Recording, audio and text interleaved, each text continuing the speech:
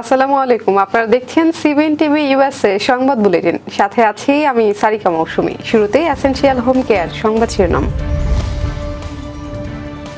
পোকা দমনে মাক্সি ইয়ারডপ করবে যুক্তরাষ্ট্র। প্রথমবারের মতো $1,20,000 ছাড়ালো বিটকয়েনের দাম। ট্রাম্পকে এপস্টেইন ফাইল প্রকাশের আহ্বান ইলন মাস্কের। এবং বিএনপির বিরুদ্ধে চাঁদাবাজির অভিযোগ, মাঠে সরব জামায়াত ও এনসিপি। শুনছিলেন এসেনশিয়াল হোম কেয়ার সংবাদ শিরোনাম। এবারে বিস্তারিত। ভয়ঙ্কর মাংসশী পোকা নিউ ওয়ার্ল্ড স্কিওয়ার্ম এর কবল থেকে গবাদি পশু ও মানুষের জীবন বাঁচাতে অভিনব পরিকল্পনা নিয়েছে যুক্তরাষ্ট্র। এই পোকা ইতিমধ্যেই দক্ষিণ টেক্সাস ও মেক্সিকো অঞ্চলে বহু গৃহপালিত ও বন্যপ্রাণীর মৃত্যু ঘটিয়েছে। এই মারাত্মক প্রকার প্রজনন ঠেকাতে কোটি কোটি জীবাণুমুক্ত পুরুষ মাছি আকাশ থেকে এয়ারড্রপ করবে যুক্তরাষ্ট্রের কৃষি বিভাগ। মাছিগুলো স্ত্রী স্কিটওয়ার্মের সঙ্গে সঙ্গম করলেও জীবাণুমুক্ত হওয়ায় ডিম নিষিক্ত হবে না, ফলে নতুন লার্ভা জন্মাবে না, ফলে ধীরে ধীরে পোকার বিস্তার কমে যাবে। প্রথম দফায় দক্ষিণ টেক্সাস ও মেক্সিকো সীমান্তে এয়ারড্রপ চালানো হবে। বর্তমানে পানামার একটি কেন্দ্রে প্রতি সপ্তাহে প্রায় 11,70,00,000 মাছি উৎপাদন হচ্ছে, তবে চাহিদা 40 কোটিরও বেশি। বিশ্বের শীর্ষস্থানীয় ক্রিপ্টোকারেন্সি বিটকয়েন নতুন রেকর্ড করেছে। সোমবার প্রথমবারের মতো এটি $1,20,000 সীমা অতিক্রম করেছে। মূলত যুক্তরাষ্ট্রের ডিজিটাল অ্যাসেট খাতের নতুন নীতিমালার আলোচনার খবরে বিনিয়োগকারীদের আস্থা বাড়ায় এই দাম বৃদ্ধির ঘটনা ঘটেছে। সোমবার এশীয় লেনদেনে বিটকয়েনের দাম বেড়ে দাঁড়ায় $1,21,007.55। পরে তা সামান্য কমে $1,20,856.34 লেনদেন হয়। বিশ্লেষকদের মতে এই দাম বৃদ্ধির অন্যতম কারণ প্রেসিডেন্ট ডোনাল্ড ট্রাম্পের সমর্থন। তিনি নিজেকে ক্রিপ্টো প্রেসিডেন্ট বলে ঘোষণা দিয়ে এই খাতের পক্ষে নীতি নির্ধারকদের পদক্ষেপ নিতে আহ্বান জানিয়েছেন। যুক্তরাষ্ট্রের প্রেসিডেন্ট ডোনাল্ড ট্রাম্পকে বিতর্কিত এপস্টেইন ফাইল প্রকাশের আহ্বান টেসলা ও এক্সের মালিক ইলন মাস্ক শনিবার এক পোস্টে লিখেন, ট্রাম্প 6 বার এপস্টেইন শব্দটি উচ্চারণ করলেন, অথচ সবাইকে বললেন বিষয়টি নিয়ে আর কিছু না বলতে। তাহলে প্রতিশ্রুতি অনুযায়ী নথিগুলো প্রকাশ করলেই তো হয়। মাস্কের এই মন্তব্য নতুন করে আলোচনা এনেছে এপস্টেইন ফাইল। 2019 সালে যৌন নিপীড়ন ও পাচারের অভিযোগে অভিযুক্ত জেফ্রি এপস্টেইন জেলে আত্মহত্যা করেন। তার মৃত্যুর পর তার ভ্রমণ, যোগাযোগ ও প্রভাবশালী ব্যক্তিদের সম্পৃক্ততা নিয়ে যেসব নথি তৈরি হয় সেগুলোকেই বলা হয় এপস্টেইন ফাইল। এসব গোপন নথি এখনো প্রকাশ হয়নি, যা নিয়ে জনমনে নানা কৌতূহল ও ষড়যন্ত্র তত্ত্বের জন্ম দিয়েছে।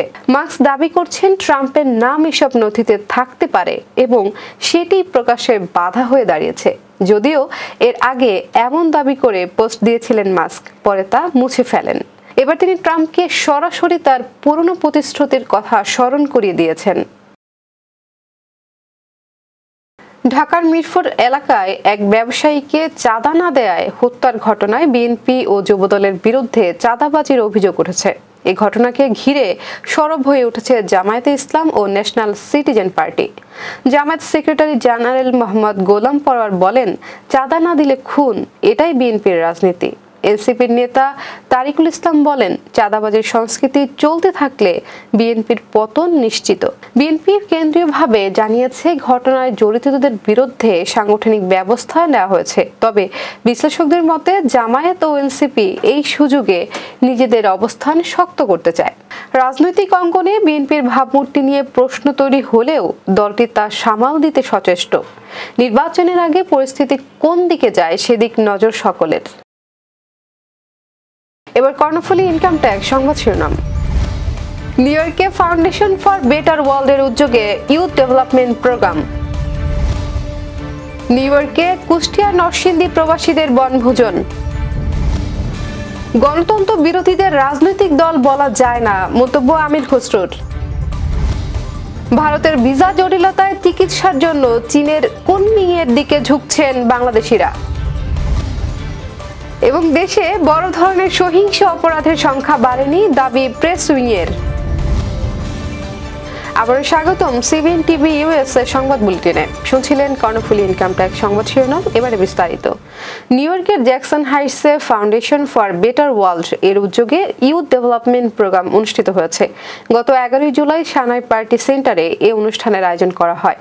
অনুষ্ঠানে নিউ ইয়র্ক প্রবাসী তরুণ তরুণীদের অংশগ্রহণ ছিল উল্লেখযোগ্য। বক্তারা তরুণদের আত্মোন্নয়ন, নেতৃত্ব বিকাশ, প্রযুক্তি শিক্ষার দক্ষতা অর্জন এবং সামাজিক দায়বদ্ধতা নিয়ে নানা গুরুত্বপূর্ণ দিক তুলে ধরেন। এছাড়াও কর্মশালায় মেন্টরিং, পাবলিক স্পিকিং ও ব্যক্তিত্ব উন্নয়ন বিষয়ে কার্যকরী সেশন অনুষ্ঠিত হয়।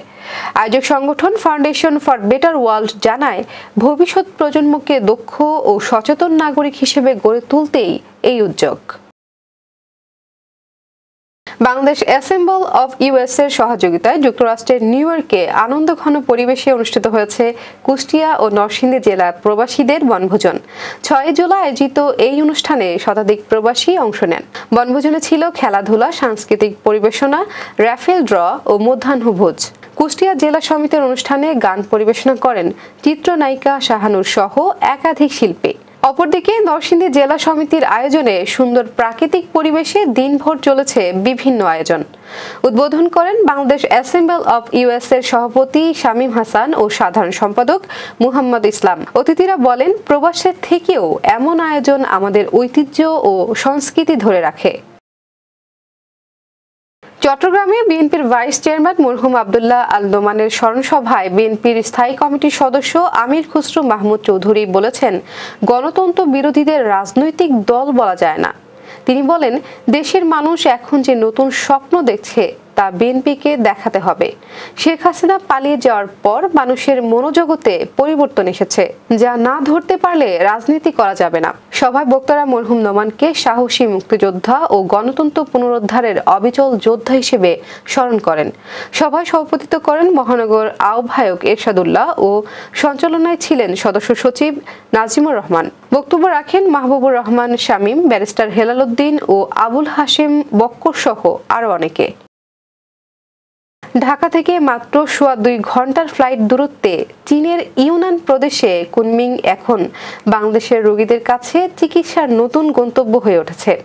উন্নত প্রযুক্তি, মানসম্মত চিকিৎসা এবং তুলনামূলক সাশ্রয়ী খরচের কারণে ভারত, থাইল্যান্ড ও সিঙ্গাপুরের বিকল্প হিসেবে অনেকেই চীনকে বিবেচনা করছেন, বিশেষ করে ক্যান্সার, হৃদরোগ ও নিউরো সংক্রান্ত জটিল রোগের ক্ষেত্রে। চীন সরকারও বাংলাদেশ সহ দক্ষিণ এশিয়ার দেশগুলোর জন্য কুনমিং এর স্বাস্থ্যসেবা আরও প্রসারিত করার উদ্যোগ নিয়েছে।